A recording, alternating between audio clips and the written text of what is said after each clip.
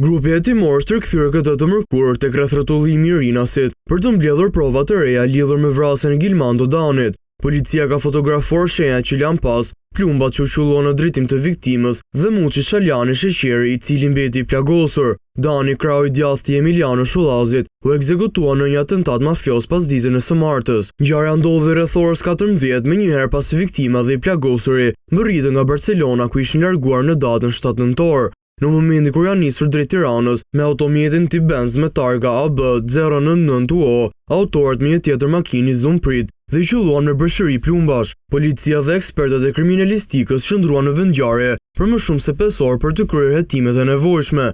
Në vendin e atentatit janë gjetur mbi 50 gjoja armësh Kalashnikov, të cilët janë zbrazur me breshëri nga të paktën 3 armë. Rreth 40 minuta pas atentatit, policia gjeti të djegur automjetin e autorëve në fshatin Halil të Fushkrujës dhe brenda tij 4 armë, 3 Kalashnikov dhe një pistolet që dyshohet janë përdorur në ekzekutimin e Danit.